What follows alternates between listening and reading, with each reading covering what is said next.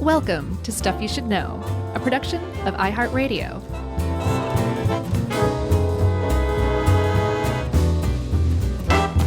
Hey, and welcome to the podcast. I'm Josh, and there's Chuck, and Jerry's here too. And this is Stuff You Should Know. I've got nothing. Hey, that was a sound effect in and of itself. I guess. I don't know if it really qualifies, but I appreciate the support, Chuck. It was Josh introing the show as he falls off of a cliff. Mm-hmm. No, it was Josh in space. Yeah, that too. Yeah, the cliff works too. I like you in space better than dying. Thank you. I appreciate that. But I think that really goes to illustrate just how versatile sound effects can be. Yeah, I'm excited about this one. I am too. This was a Dave joint. He helped us with this. That's right. And I knew nothing about this stuff. I mean, I knew that the people who make this are often called Foley artists when they do a specific kind of thing. But just like the little details and everything, and it was all new to me, and it was all super interesting. So I'm psyched about this one too. Yeah, me too. So what we're talking about is sound effects, if you haven't gathered that by now. And, you know, I never assume what people know about movie making because I worked in that field for a little while, and you and I did a TV show, like you know some stuff about it. But I never assume that people know things or not. So we should say right out of the gate, when you're watching a movie, or you're watching a TV show or something like that, and also this stuff is for animation and video games and all that stuff, but we're mainly talking about, you know, live action stuff. When you see a car drive down the road, or a couple sitting in a restaurant having a conversation, and you hear all the people in the background, and you hear that car drive down the road, or anything you hear, a door shut, footsteps, all of that stuff is created in post-production, either by a person doing it, a Foley artist, which we're going to talk a lot about, or it might be from a sound catalog, like where you have all kinds of recordings you can pull from, like car door shut, stuff like that. Or sometimes, you know, that stuff now obviously is created through the wizardry of computering. Yeah, but there's a surprising craft that's still left that has not been pushed out by computers yet. That seems like this sort of happened years ago, but the work that the Foley artists do is so intricate and so well done that computers just can't replicate it yet. Like, there's a car door sounds good, but it just doesn't quite work. And the reason why, from what I saw, all the explanations I saw basically said Foley artists are they're sound actors. So they're acting along with the actors on screen to make the sounds that you know and love and actually don't even notice, but you would notice them if they weren't there or they were off. Yeah, for sure. And two more quick points for me. Sound is often overlooked, I think, by the general public in a movie or TV show. For sure. And even, as you've seen, my friend, on actual sets. It's half the thing is what you're hearing. The other half is what you're seeing. But the sound department, every sound department I've ever worked with is always like, just they're shoved to the side, and you know they make room for the camera and everything, the lighting, and there's a boom person that's like, oh, don't worry about me. Like I also have to stand in this room. Yeah, Brian, and do like half the sound. They're always just shoved off to the side, which is incredible that it's still sort of like that. And also, getting back to what I said before about how every sound you hear basically that is not dialogue or music, like soundtrack stuff, or unless it's diegetic, sound actually screws things up on recording out in the world. Like that's why they try to shoot as much as they can on a stage. Because if you're out on the street, you often hear the term hold for sound because there's a lawnmower, and they may add a lawnmower later to make something more real, but they don't want the lawnmower that's actually there. Or the plane flying over. They could add all of that stuff, the birds chirping, they add all that stuff later to make it real, but you can't have any of that on the day while you're shooting. So you're always holding for sound, waiting for the car or the train or the leaf blower. And that's why they shoot like restaurant scenes, like completely silent. Everybody is miming, talking in the background. And it's really weird when you see like a clip of it. It's definitely weird. It's also weird to be like in the middle of it trying to act when everybody around you in the restaurant is silently miming. Yeah. And it's also hard. I did an extra thing or two. That's hard to do. Yeah, for sure. I'm sure those are two sides of the same coin. Yeah. So those were two great quick points. 7 quick points from me. That's about how it goes. Oh, so you said a word back there a minute ago, diegetic, and that stood out to me like, what? And the reason why I didn't stop you and say, what are you talking about, Chuck? Is because I already know what it means. So I feel like I should explain it. Diegetic sound is the sound inside the movie's world. So if you were one of the characters or the extras or anybody in that movie, you would hear these sounds like that lawnmower, that car driving by, the machine gun, you know? It's pretty good. From the car driving by. That's my best one. Yeah, I mean, a lot of times you hear it in terms of music, like when they're playing something in the car that they're hearing. Sure. And then a very common sort of thing to do is then that becomes the soundtrack. It like kind of changes the tone a little bit, you know? Yeah. It's always great. But so that would be diegetic music, but the score that's just going along with it, that would be non-diegetic because the characters aren't hearing that. Same with narration. Yeah, unless it's like a Naked Gun kind of thing, and then they might like the strings will swell, and somebody will be like, "Did you hear that?" Has Ruby taken you to the new Naked Gun? I took myself. Scotty and I went. Oh, really? Yeah. How was it? It's very, very, very funny. Really? So do you know Liam Neeson and Pamela Anderson are a couple now? I wondered about that because they're both people at a certain stage in life that are without their partners, and for very different reasons. But I kind of was like, that I kind of hoped they would get together. Well, they did, buddy. Your wish came true. She's very funny in it. It's I don't know if it's still out, but I highly recommend seeing it in a theater with laughing with a group of people. Okay, good to know. But it's probably too late for that.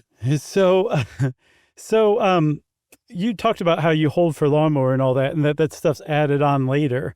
I think something like 90%, I've actually seen higher than that, of the sound you hear in the film that's not dialogue or music is added later on in post-production. That's how important this stuff is. And like you said, though, it gets treated like a second-class citizen despite how hard they work. And I think if we get across anything in this episode, it should be how hard and creative the people who make sound effects are.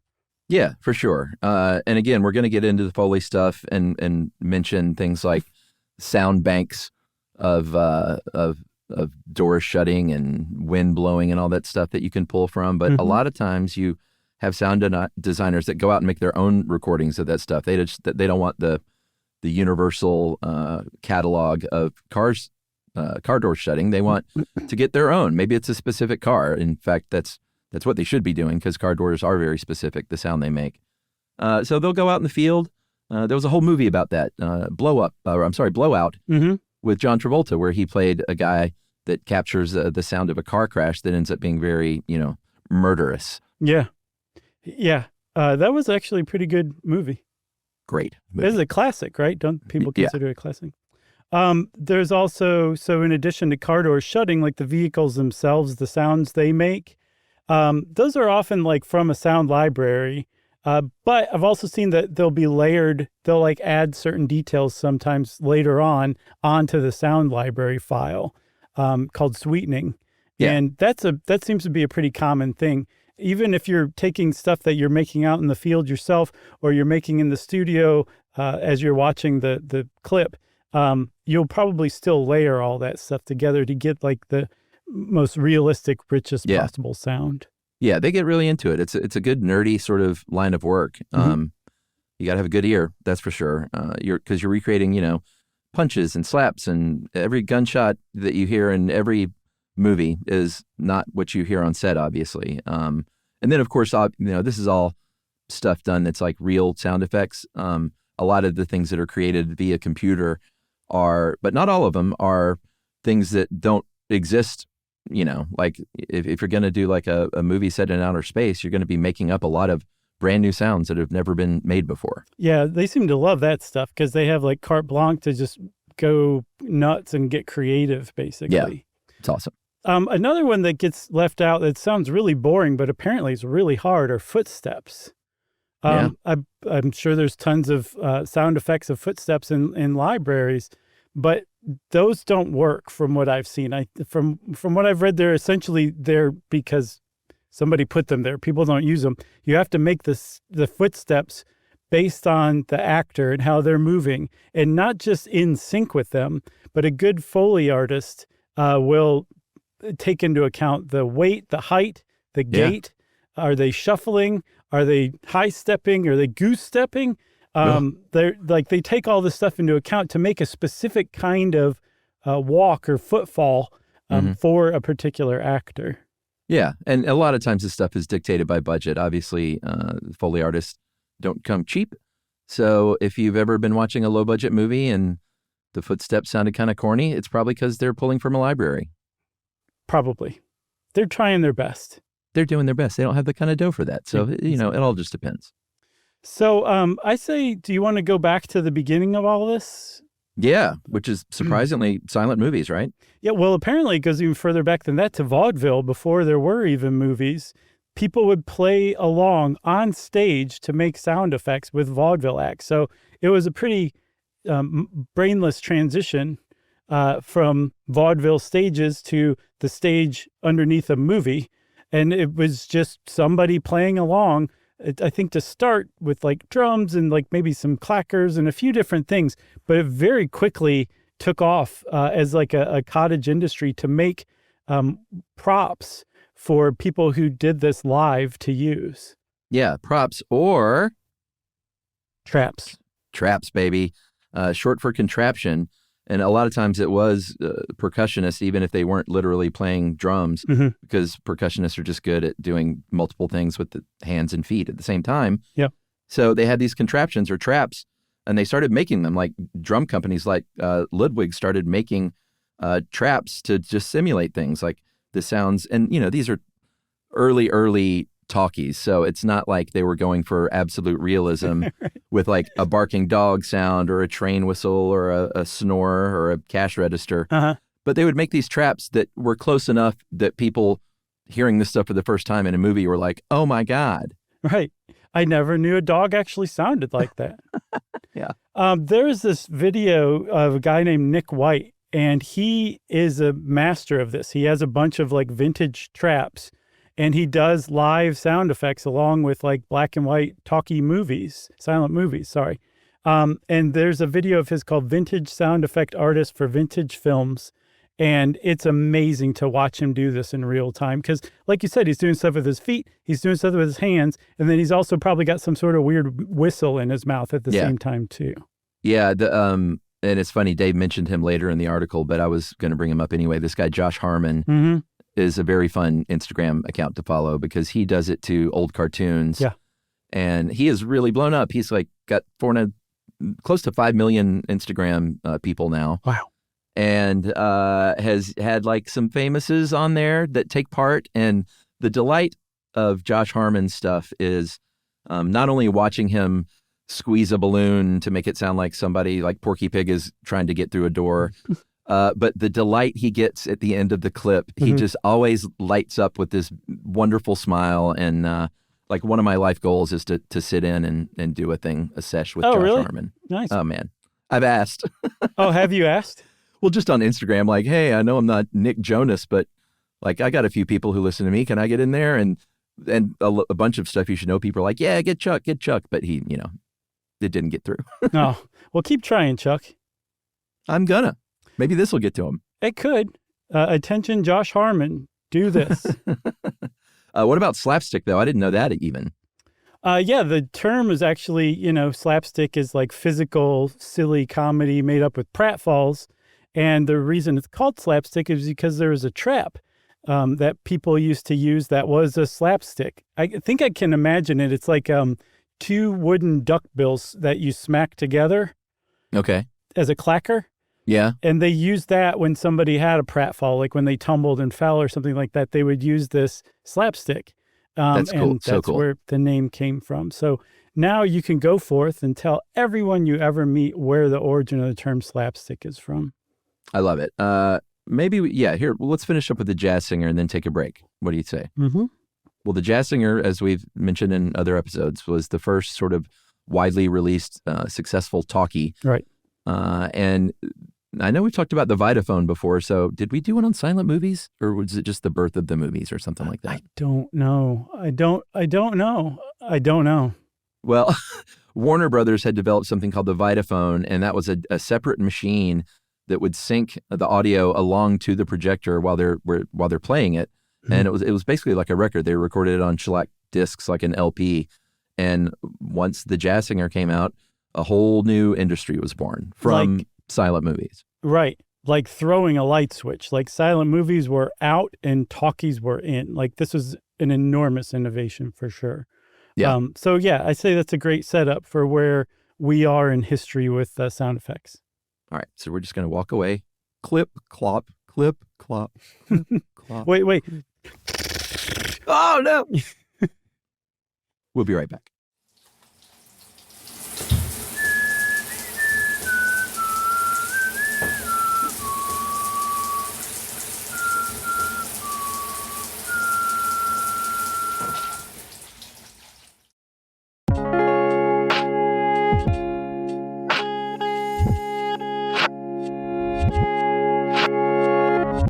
You do a great machine gun, and I have to say, you and Scott Aukerman both do great machine gun sounds with your mouth. That is from years and years of playing with fake M16s in the woods.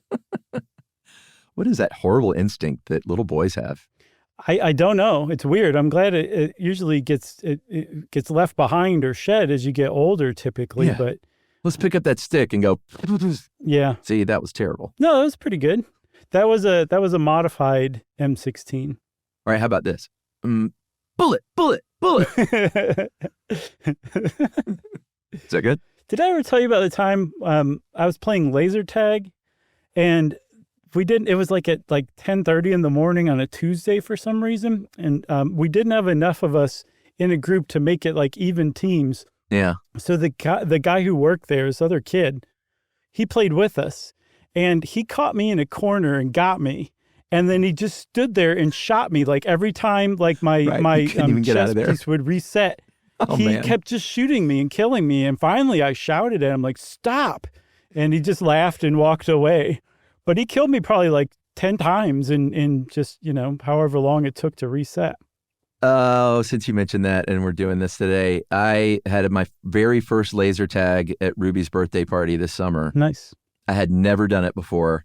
And I was the only adult in there with all the kids. I was on the boys' team. And I was like, listen, guys, they're going to be running around and screaming and shooting. I was like, everyone find a position and stay there, preferably higher ground. And I feel kind of bad because we dominated, and I specifically dominated. Right. I beat it. It was like I had like 10 times the points as the next highest person. That's awesome. Against kids, though? Yeah. So I got in a high spot and was just picking them off as they came up. You're like Billy Madison playing dodgeball in Billy Madison. Oh, and not only did I not feel bad, I got a lot of satisfaction out of it. I'll bet, man. Yeah, it was fun. I'll bet. Instead of bullet, did you go laser, laser, laser? I did. Well, that's our laser tag anecdotes, everybody. All right. We got to talk about a legend named Jack Foley, and this guy's story is pretty great. He was there at the beginning, like where we left off with the release of the Jazz Singer in 1927. Yeah. So he was there at the transition to talkies, and he was doing all sorts of stuff. He wrote a monthly column in Universal Studios, like essentially company magazine, I guess. Uh-huh. He did that for decades. He was a great illustrator. He was an insert director where like if you showed one of the Three Stooges like grabbing a paintbrush out of a bucket and you just saw their hand, that's an insert. And then they would edit that in later. The director who directed the whole thing, like the Stooges, probably didn't actually take that or get that shot. Somebody like Jack Foley did. Yeah. And somehow, some way, he ended up becoming a sound effects guy. I don't know how he got his first chance. I think he was just hired on as one of the people doing it. And he became so good at it and so legendary that still today, anything that has to do with creating sound effects in a studio is called Foley. Yeah. His name became an adjective, a verb, and an art form and a department. Yeah. Which is, I don't know many people that can say that. So, I also think he got hired because he was just around doing all kinds of stuff. So it was one of those things like Jack Foley can probably do it. Right. So after the Jazz Singer, everyone was like, oh my gosh, this is the new thing. We have to have our talkie. And Universal had already gotten the movie Showboat in the can as a silent film. Right. And they said, we want to change this into a talkie. So Jack Foley goes over to Stage 10 at Universal Studios with an orchestra and started working his magic, which was, fairly limited stuff at first, like audiences cheering and water and the sounds of the steamboat and stuff like that. But, he's kind of saved the day. Yeah, and the thing is, so there's this live orchestra playing along with this, and there's no retakes. You did this whole movie in one take because it was being recorded directly to that Vitaphone record, right? So it went out with the film. That was it. So this orchestra's playing, and he's making these sound effects as it's happening on screen. It's just mind-boggling what he was doing, and he got really good at it. Apparently, he could do a reel of film, which I saw 10 minutes. I think it probably varies a little bit, but somewhere around there, let's say 10 minutes of film, several scenes, he could do the sound effects live in one take. Yeah. It's amazing. He started assembling his props and stuff, and they got him a room, and it became known as Foley's room. And then eventually that would just become the Foley room, like on every studio. I don't know how quickly they adopted his name as an adjective and a verb and all that stuff, but I do know that it was pre-credit because he was not even getting a credit for this because there was no such thing as a Foley artist till after him. No, his first movie, like you said, was Steamboat, which I think came out in 1928. And his last movie was Spartacus in 1960. He did scores, probably hundreds and hundreds of movies, and never once got an on-screen credit, which is nuts. Yeah. The credit is named after him. Like he invented a credit.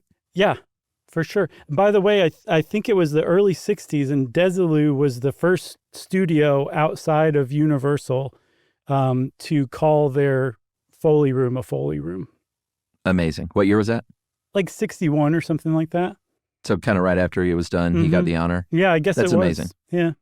That Desi Arnaz, man, he was a class act. I did a shoot on the Lucy stage one time. It was pretty cool. Oh, yeah? Is she buried there?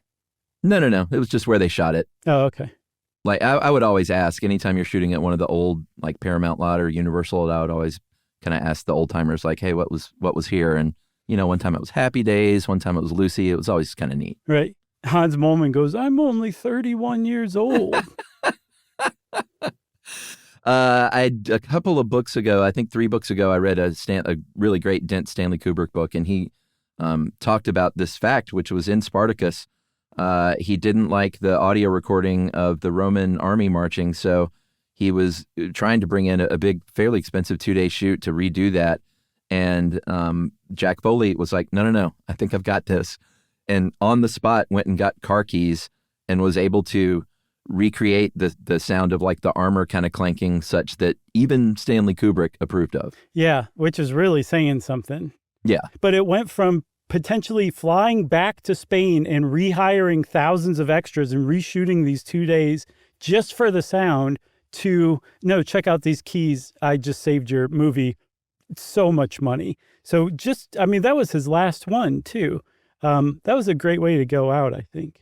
Oh, absolutely. Great movie. There are about 100 Foley artists working today in the United States, which, that's not a lot. I was sort of surprised it was that high, given sort of the digital takeover of a lot of things in Hollywood. Mm-hmm. But, they call them artists because they are true artists. They have they're obviously, I mentioned earlier, they have great ears. Apparently, Dave found that some of them have to wear earplugs in movies and concerts and things like that because their ears are just so kind of tuned in and sensitive. Right. And they have their own language. They don't say, they may say clip clop of a horse, but they definitely make words up as sounds like, I need it to make a scritchy sound or it needs to sound poofy. And they just sort of know what they mean when they're talking to each other. Right. Oh, they definitely do. There's this really great profile in the New Yorker where I think that 100 working Foley artists came from. One of the Foley artists profiled said there was probably 100. But just the different words that they use for these sounds are like they immediately know what the other one is talking about. And just even more than that, they can point to some chain or block and tackle just hanging in a junkyard and say that'd make the swaying chink sound or something Yeah. like that. And they, sure enough, they could go up to it and make it sound exactly like what they were just describing. So it's like a really niche group of people who work in this really niche art. It's like you said before, it's an art form. And it's just fascinating to read about, let alone talk about. I'm fascinated right now, if you can't tell. Well, and just the ability to disassociate sound from object is key and just like super impressive. Like you mentioned, like to be able to look at a thing and not see the thing, but see the sound, or hear the sound, I guess, in your head. For sure. Potentially. It's super cool. I love it. When I was a kid, I remember seeing videos of Foley artists at work with a split screen of what's going on screen. And I was just like wrapped. Yeah. So that's how they do this. So usually they work in pairs because there's like in a given scene, there's probably frequently more going on than one person could possibly handle. I know Jack Foley pioneered using canes with shoes attached to the bottom to make multiple people walking at the same time. It's a lot easier to just have another person in there. So you have like a Foley partner that you work with. And then there's the Foley mixer. And apparently they don't really see what the Foley artists are doing because they're keeping an ear out to see if it matches what they think it should on the screen. They're making a lot of the final decisions on how it gets, like what sound gets made, how it gets sweetened or tightened or like tweaked or whatever. Yeah. And then if you step back and watch, like you said, they're in front of this giant screen or even a TV sometimes, and they're just acting along with the actor, but making the sounds with stuff that, you just would never say like, yes, this celery is obviously what you would use to make the sound when somebody falls down and breaks a bone. Yeah. But they use celery. Snap is pretty good. Yeah, it definitely works. It's an industry-wide vegetable. It is. They start with a spotting session, which is essentially just sitting down with the director and all the sound department and Foley department and just making a huge list. You go through the movie and you just have a huge list of every single scene, every single sound you need to make. Mm-hmm. It's not the same thing as ADR, which is additional dialogue recording, which is a lot of times actors will have to come in. We had to do this for our own TV show a little bit. Yeah. And you have to restate your lines for one reason or another and try and match it up, and we're watching the screen. But they do use the same technique called looping, which is just playing the thing on a loop over and over and over to try and, sync it as close as you can. Yeah, and it's amazing that anybody can do that because it's really hard. Yeah. What, ADR or Foley? ADR. Well, both. Yeah. ADR I felt kind of dumb when I had to do it because it was, you're trying to, even though we were bad actors, like we were trying to you're always trying to convey some sort of emotion with everything that you're saying, even if it's just normal or bored. That is true. And to do that in a room looking at yourself like with no experience, it was tough for me. Yeah. I blamed Brian for all of those. Oh, no. So he'll hear this, by the way, so. Oh, yeah, I know. I'm hoping he will. Yeah, I knew it. One of the other very classic things you'll see in a Foley studio is the floor will basically have like a raised section and it'll be divided into like squares. And one square will have like a concrete pad. Another square will have pebbles. Another square will have, parquet floor. Leaves, yeah. Leaves. Although I saw that they don't usually use leaves. They use like old magnetic reel-to-reel tape. Yeah. And magnetic just pull tape. it out and crinkle it. And that makes a better leaf sound than a leaf. Somebody figured that out along the way, that leaf sounds don't really make a good leaf sound. Isn't that crazy? That's how manipulated we are when we watch movies.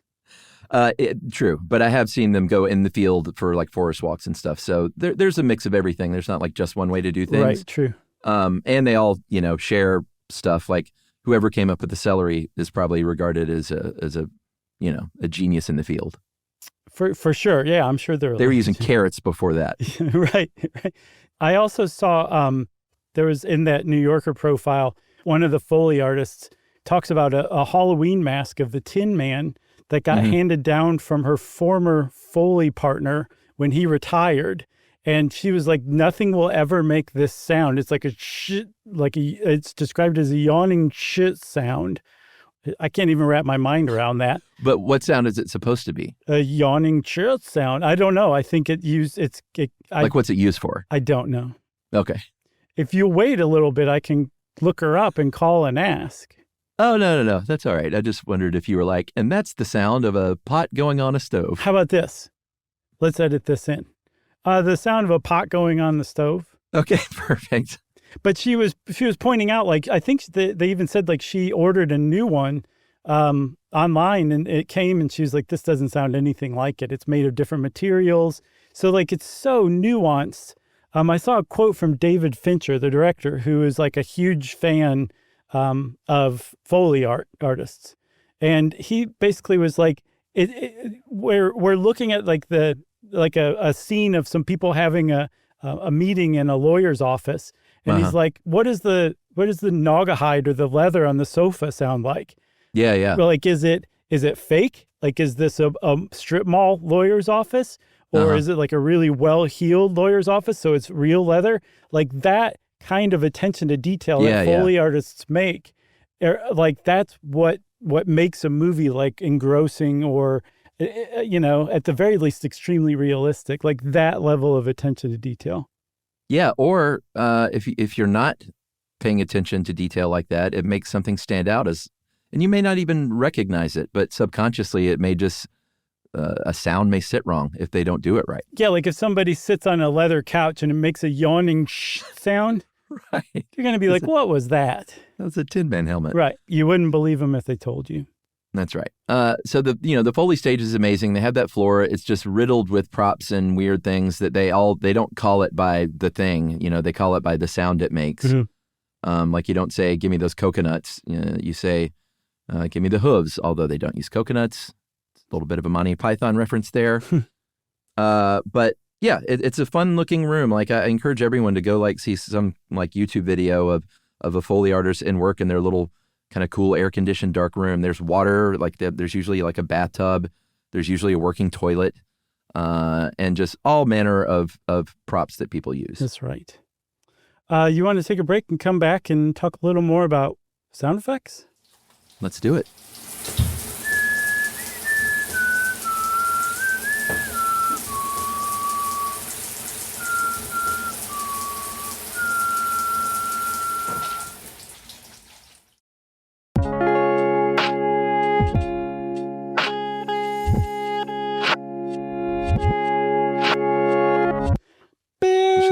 Open my door.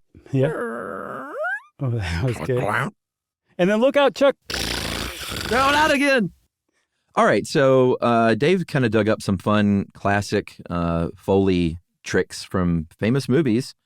And we're going to talk about those and more because we're going to get into Star Wars as well because everyone loves talking about Star Wars.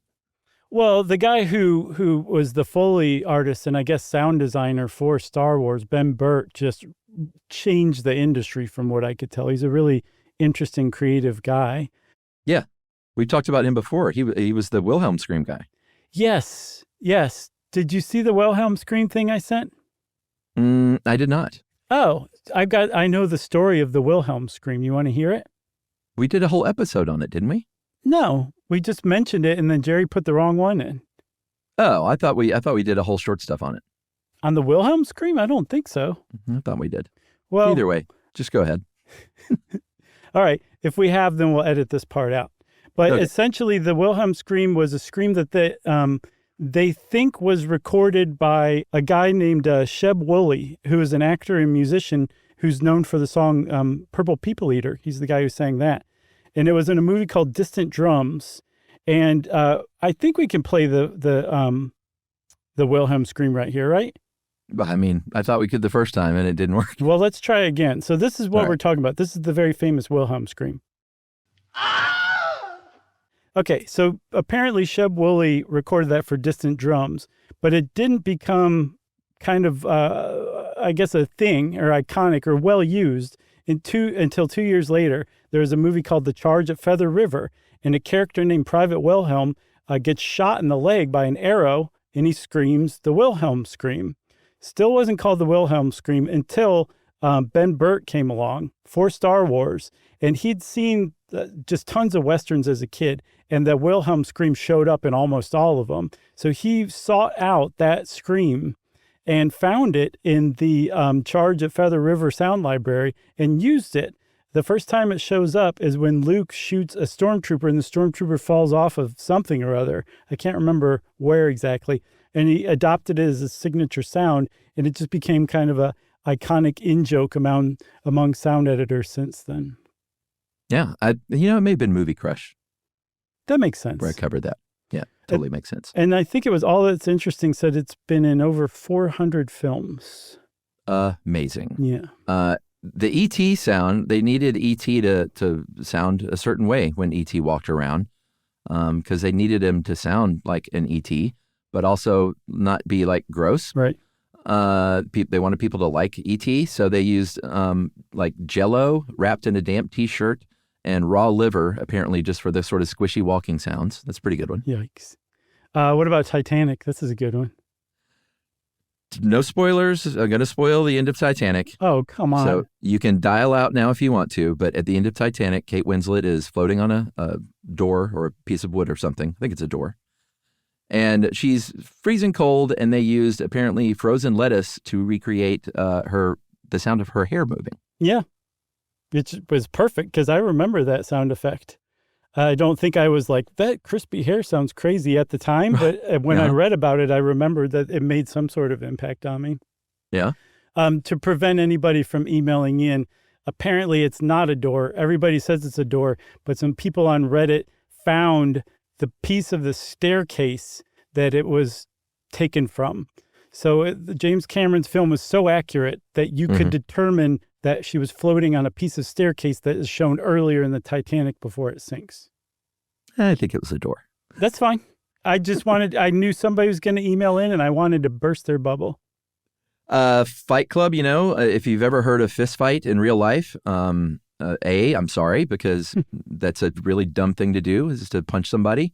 But a punch to somebody's face in real life or to their body doesn't sound anything like it sounds in the movies. It's a fairly boring sound.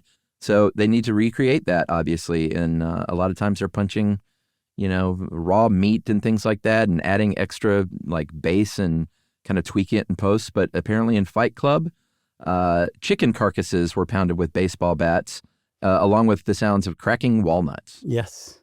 Pretty good. There was this movie called Berberian Sound Studio back in 2012. Did you see it? I've never heard of it. It was a little art house movie. What's the British actor, the short British actor with glasses? Toby, somebody. He played Capote, Truman Capote. Oh, yeah. Toby Jones, maybe? Yes, you're right. So Toby Jones is in it, and he's a Foley artist who starts to descend into madness. And essentially the entire movie takes place on a Foley studio stage. And there's parts where they're stabbing a melon to make the sound of the person on screen getting stabbed. And the Foley artist who actually worked on that movie said that they had to use wet cloth and wood to make the sound of the Foley artist on the screen stabbing the watermelon to make the sound of the person on their screen getting stabbed with a knife. I think I do remember that movie. I don't think I saw it, but I remember that happening. It's worth seeing. It's a slow burn that possibly, depending on your view, never actually ignites. Okay. But it's an interesting movie. He does a good job. They should put that on the poster. Possibly never ignites. Josh Clark. Right. They're like, this is the best we could get. Melons are useful. Use a lot of melons for a lot of things. A hand inside a melon apparently was when that first dinosaur egg hatches. Sorry, spoiler alert. In Jurassic Park, it was a hand inside of a melon combined with the cracking of an ice cream cone. Very nice. I also saw Raiders of the Lost Ark, that famous boulder rolling at Indy in the beginning of the movie, first movie. Yeah. It was a car with no motor being rolled down a hill. Oh, okay. And that was also Ben Burtt. Oh, was it? That makes sense. Yeah, he did all the Indiana Jones movies. He did E.T. He was clearly a Spielberg, Lucas-y guy. Yeah. He was good. And probably still is. Is he still working? I bet he is. He's in his mid-ish 70s, so I bet he's still out there. Okay. There we go. I like to think he is. Should we talk about some of the Star Wars sounds too while we're here? Yeah, I think so. The blaster, Star Wars blaster, very, very legendary film sci-fi sound. And you'll see a lot of sound people that just like kind of always carry around their recording device. I don't know if they do that kind of stuff on phones now, just to say like, hey, this, like, just to pick up the sound. But back then, for Ben Burtt, it was a Nagra reel-to-reel recorder. Mm-hmm. And he was he was just collecting sounds all over the place to potentially use for Star Wars. And that's kind of the fun thing, is just looking around the world and like just collecting noises and say, this might come in handy later. You never know. Right. And they were in the Poconos, and he went to he saw a radio tower with those big big bundled wire support cables. Mm-hmm. And he was like, I wonder what that sounds like when I hit it. He hit it with a rock, and it made that sound. And then he did it at another tower, a radio tower in the Mojave Desert, and combined those, tweaked them a little bit, and that's how you get that laser blast, which you too can make if you ever see one of those really, really taut cables. If you hit that thing with something metal, it'll go, Q. Yeah, there's a bunch of different laser blasts in Star Wars, but the ones that were made with that sound effect, once you know that, you can really clearly hear it. It's perfect. Yeah, I think it's the blaster sound. Well, you mean Han Solo's blaster? Yeah, I mean the blaster is just a type of gun. I mean, we're probably going to get in big trouble from Star Wars people. Probably. But when Dave put laser sound, I was like, oh, no, you can't say that, dude. It's a blaster. Let's move on to the TIE fighters. How about that? Let's do it. Those are actually the very famous. Hey, that's pretty good. Thanks. Those are African elephants that are roaring, layered over one another, and then distorted so that it doesn't sound like elephants. But when you hear that and you go listen to the TIE fighter sound being made, you'll say, yeah, that's an elephant, I think. You do a Chewbacca too, don't you? No. I thought you used to do that, no? My Chewbacca sounds like this. Wow, wow, wow, wow, wow. It's like a nitrous. I could have sworn it was you that did a pretty good Chewbacca, but maybe not. But apparently Chewbacca was made by just combining a bunch of different animals and, again, layering them on top of one another, including a walrus, a badger, and a bear at the very least. Mm-hmm. And then we got to mention R2-D2, because that's where Ben Burtt brings in. And, a big change in the industry is when the synthesizer, especially the Moog, was invented, because not only could you make all sorts of like cool space age music for soundtracks, you could also make just bleeps and bloops, which is what he did. He had a Korg synthesizer, a very early Korg, and did these, beeps and boops for R2-D2. And, you think, all right, that's great, big deal. But the genius of it is that he somehow creates emotion and conveys emotion through these beeps and boops from a little droid with a synthesizer. Yeah, it's magic. That's the reason Foley artists are still around, because you just can't do that with stock stuff from a sound library. Yeah, or you could tell when it's done that way. For sure. There you go. So one other thing we should probably touch on real quick are nature documentaries. Yeah, get ready to be disappointed. Yeah. They get a lot of guff for basically fudging stuff, and they are legendary for fudging stuff. Like, apparently they'll use semi-domesticated animals that they rent to film, chasing a lamb around or something like that. Mm-hmm. But one of the things they're very frequently criticized on is using sound effects and really kind of going overboard with them. But by the nature of what they're making, they have to use sound effects to begin with. Yeah, I mean, a lot of this stuff is filmed on very long lenses from very far away. If you're filming a lion tracking down an antelope and killing it, right, you're not like right up on it, so you don't have the sound to begin with. Maybe they bring some people out there with those long distance mics to record some stuff, but then there's just so much ambient sound they probably can't use it. Mm-hmm. So generally, if you see like, a Planet Earth Discovery documentary, the sound department is handed kind of like a silent film almost. Mm-hmm. And they use, it's not like they got to have to use like real animal calls for the real animals. They're not just like, hey, let's make this lion sound kind of like different. Right. So they want accuracy there for sure. But, when you see a mushroom growing in a time lapse, they're just adding all those sounds of like a mushroom stretching its arms out. Yeah. Or I guess mushroom doesn't have arms, its head. Sure. I mean, lean in and put your ear to a mushroom as it's growing, and you're not going to hear anything. Yeah. Doesn't make a sound. No. Another one they get accused of is making the Northern Lights make a sound. Yeah. Those don't make a sound. There's just all sorts of, like, if you stop and think about it, like a close-up of a spider walking on a leaf, it wouldn't make a sound, but it would look weird to not have a sound. Or at the very least, it looks better. That makes the whole thing better to add a sound. Nature documentaries are so fudged to begin with that I don't really have a problem with that. The sound. Yeah, I don't have a problem. And I think if someone, like you said, if you sat someone down and showed them just the realistic thing with just the realistic sound, it's probably not nearly as compelling. They'd be like, "Can I leave now?" You got anything else? Yeah, one last thing, just sort of on the note of using things like Pro Tools. I mentioned earlier that is kind of budget related, and obviously big movies can just afford to do whatever they want in terms of that kind of thing. But even then, the sound line items are often just a very small part of the budget. It kind of depends, but when you budget out a movie or a TV show or a commercial or anything, you kind of have a general template to work for. Like, we're going to allocate this percentage for this percentage for this. Camera department's going to get probably something like this. And sound is always like maybe 10% or so. And a lot of times that can include the rights to play soundtrack stuff.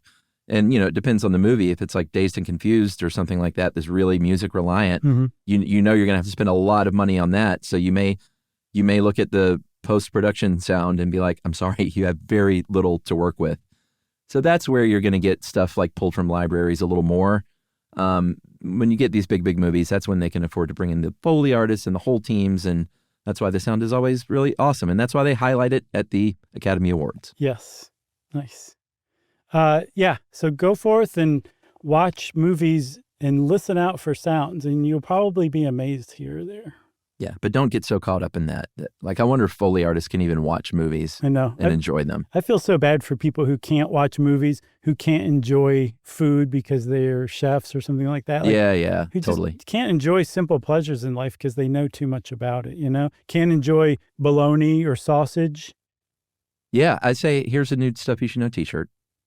We have a new t-shirt seller, right? Yeah, it's on Cotton Bureau, our new merchant.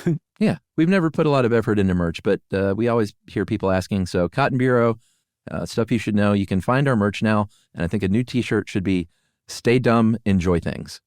Oh, that's a good one. Yeah. That's a great one.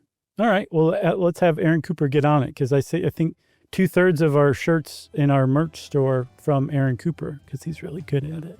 Yeah, and Stay Dumb, Enjoy Things is perfect to promote a show that's all about trying to make people smarter. Precisely. Yeah. I wonder if we can get a shirt that says... How would you spell that? I don't know. I'm going to leave that to Aaron Cooper. Yeah. Well, since we said Aaron Cooper's name at least 2 times, I think maybe 3, we've unlocked listener mail. You don't want to say it 3 times because he'll be right behind you. All right, here we go. This is from Stephanie, and I feel bad about this because I even knew this. Hey, guys. Thanks for the great episode about the militarization of the police. I'm truly grateful for the decade of learning since I've been listening. One of you commented, I think it was me probably, that you were surprised to read about the police in Teen Vogue. I thought you might be interested to know that Teen Vogue is pretty well known for serious journalism and being an example for taking young women and girls seriously. I knew that, and we have even talked about this before, and so I don't know why I was like, oh, Teen Vogue. No, it was me. Was it? Yeah, it was 100% me. No, I thought it was me. Well, I'll throw myself on that grenade. That's okay. Along with you. That's all right. But she says, here's an article from Jezebel by Julianne Escobedo Shepard. If you're shocked, Teen Vogue is great. You're not paying attention. I imagine you may get other emails like this, although I may be the first since I was up crazy early and listened right away. Thanks and have a great day. And that is from Stephanie. Thanks, Stephanie. Those are the corrections that we love to get, where it's very gentle, but also like, you guys, come on. Yeah. If you can balance those 2 things, you've come up with a great correction email as far as I'm concerned. Agreed. If you want to be like Stephanie and send us a correction or just an email to say hi or whatever, you can send it off to stuffpodcast@iheartradio.com. Stuff You Should Know is a production of iHeartRadio. For more podcasts from iHeartRadio, visit the iHeartRadio app, Apple Podcasts, or wherever you listen to your favorite shows.